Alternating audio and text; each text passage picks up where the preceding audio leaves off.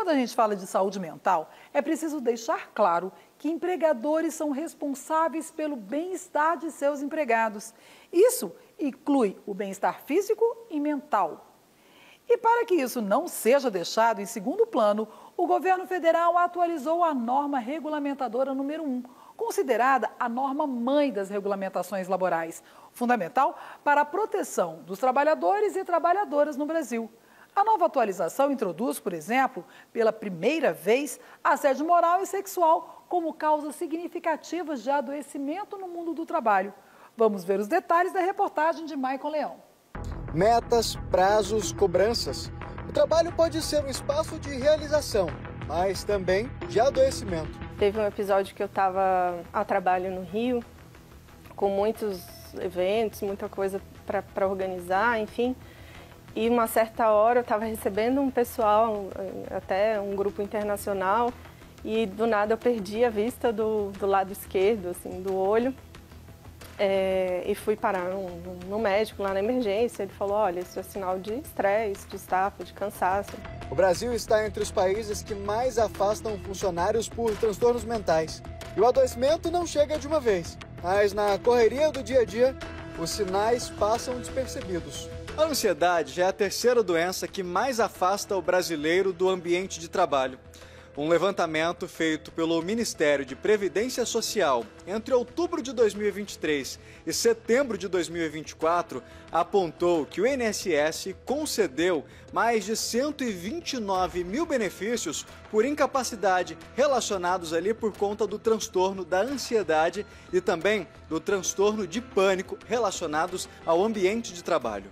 A lista de doenças relacionadas ao trabalho, publicada pelo Ministério da Saúde e atualizada em 2023, considera como agentes ou fatores de risco psicossociais no trabalho, que são aqueles capazes de desencadear transtornos mentais, fatores como falhas na organização, na gestão da organização da empresa, que são, por exemplo, uberização, pejotização, outras formas de precarização das relações de trabalho, exigência de carga mental excessiva, como velocidade, complexidade das tarefas, níveis de responsabilidade pela vida e pela saúde de outros, demandas emocionais no atendimento ao cliente, falta de reconhecimento, todos eles como fatores psicossociais. Para evitar que mais pessoas enfrentem essa situação, uma nova regra entra em vigor em maio deste ano.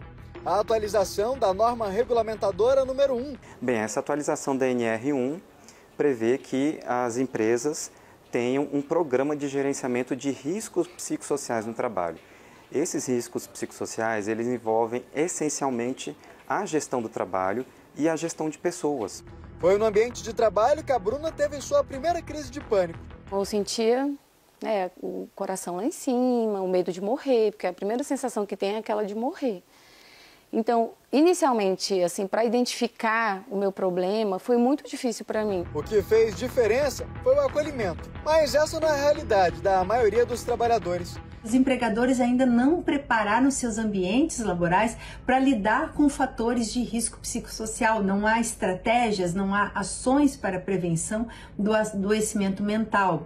Isso ainda está muito incipiente. Para proteger os trabalhadores, o MPT recebe denúncias e investiga casos de abusos psicológicos no ambiente corporativo. Quando comprovado o sofrimento psíquico, o adoecimento mental e comprovado que esse adoecimento, esse sofrimento está relacionado à relação do trabalho, o procurador ou a procuradora então vai confrontar o empregador, propondo o empregador que cesse aquela situação, que regularize as condições de trabalho, promovendo o tratamento dos trabalhadores adoecidos, a alteração da forma de organização do trabalho, a regularização da jornada, enfim, tudo conforme cada caso em concreto. Quando não há diálogo, o órgão pode entrar com uma ação civil pública cobrando mudanças e indenizações pelos danos à saúde mental dos funcionários.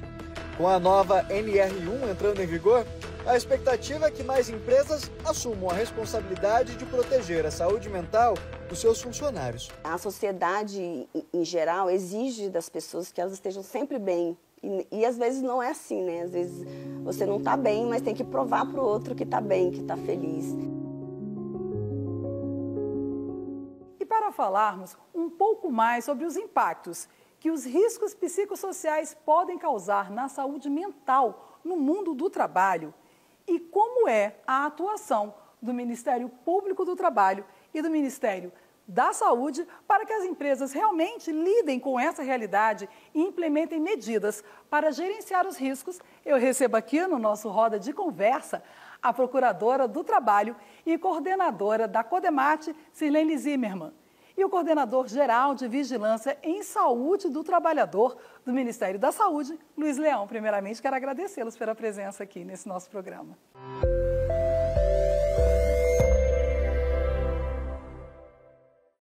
Quando a gente fala de saúde psicossocial, parece que a gente está falando de uma coisa nova e não tem nada de novo nisso, né? Agora, essa discussão, ela começou a ser acalorada, posso dizer ali, pós-pandemia? É isso mesmo?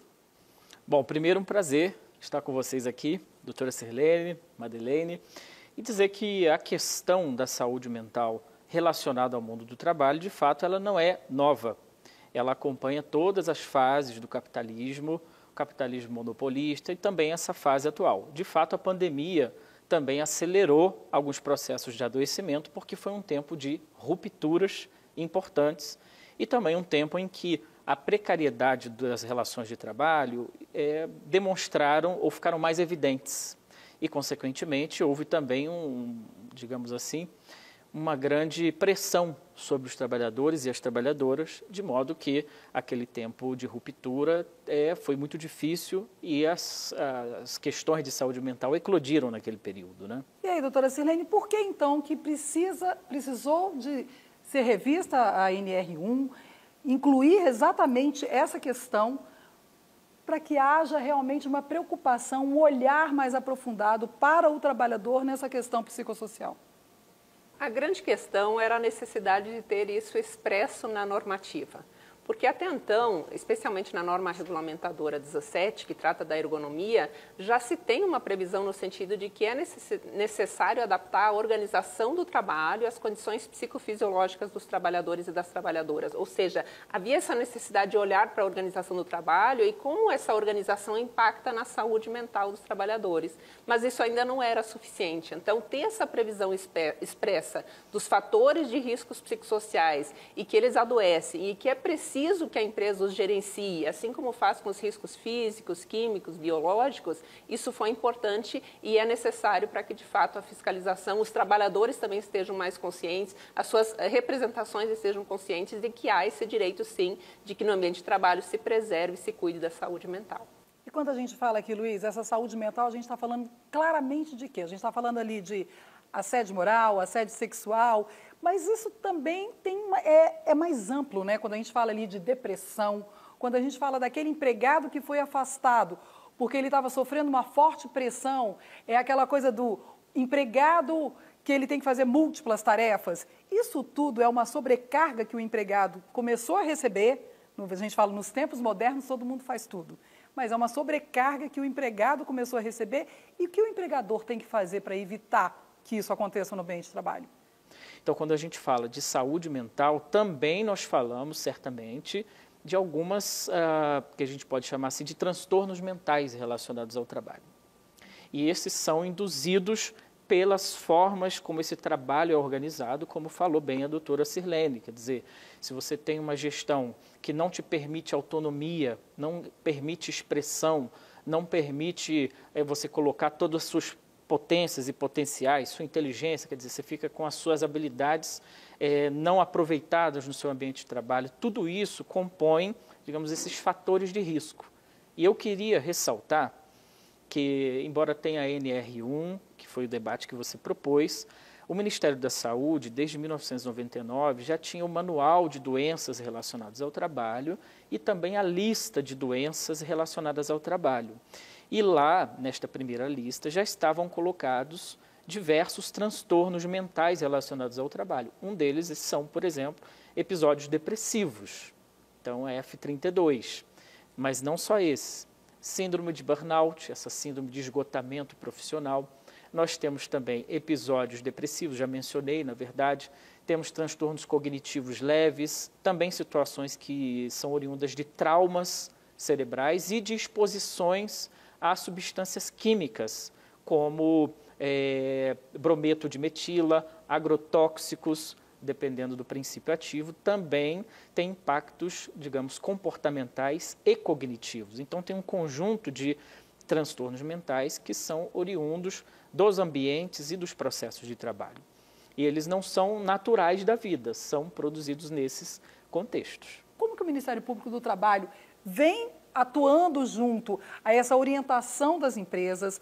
Como que as empresas podem receber essa orientação do Ministério da Saúde, do Ministério Público do Trabalho, para que elas realmente, ali em maio, elas já estejam... Porque é engraçado quando a gente fala, né? Sempre existiu, mas aí as empresas... Não, mas isso já existia. E agora as empresas falam, o que eu devo fazer? Quer dizer, se já existia, como é que as empresas têm essa dúvida, né? Eu acho que isso deve estar chegando ali no Ministério Público do Trabalho, né? Com certeza. No âmbito da CODEMAT, nós aprovamos recentemente a orientação 36 da CODEMAT, que trata justamente dessa questão da promoção da saúde mental no trabalho e da prevenção dos fatores de riscos psicossociais. Ou seja, essa ideia de que o trabalho seja promotor da saúde, então não é só a questão de não adoecer, mas também de estimular uma condição mais saudável, física e psiquicamente, e de prevenir esses fatores de riscos psicossociais que não podem ter um olhar individual. Então, a ideia não é, a partir dessa escuta dos trabalhadores que nós estimulamos no ambiente de trabalho, identificar um adoecimento individual, mas identificar o quanto essa organização do trabalho, esses processos de trabalho, essa interação pessoa-tarefa, pessoa-pessoa, o quanto o ambiente de trabalho, ele pode estar, de alguma forma, comprometendo a saúde dessas pessoas que trabalham nesse ambiente. E como nós estamos aqui pelo começo do ano, aqui no nosso programa de fevereiro, eu quero continuar um pouco aqui com você, porque a gente sabe que o Ministério da Saúde, sempre muito preocupado com a saúde do trabalhador, desenvolve ali internamente, até para o público externo também, debates, congressos. Como está essa agenda para esse ano? Agora, em 2025, tem um evento muito importante para acontecer, que é a 5ª Conferência Nacional de Saúde do Trabalhador e da Trabalhadora. Ela acontece em todos os municípios brasileiros, por meio dos conselhos municipais de saúde. Depois tem as suas etapas macro-regionais, as estaduais e a etapa nacional. Então, é todo um processo social muito importante. O que está acontecendo aí esse ano quando? Olha, a etapa nacional é de 18 a 21 de agosto. Espero recebê-los em outro momento, falando que, olha como melhorou, como as empresas já estão se adequando, está mais perfeito. Muito obrigada, Luiz, por participar dessa nossa roda de conversa. Doutora, mais uma vez, obrigada por estar aqui com a gente.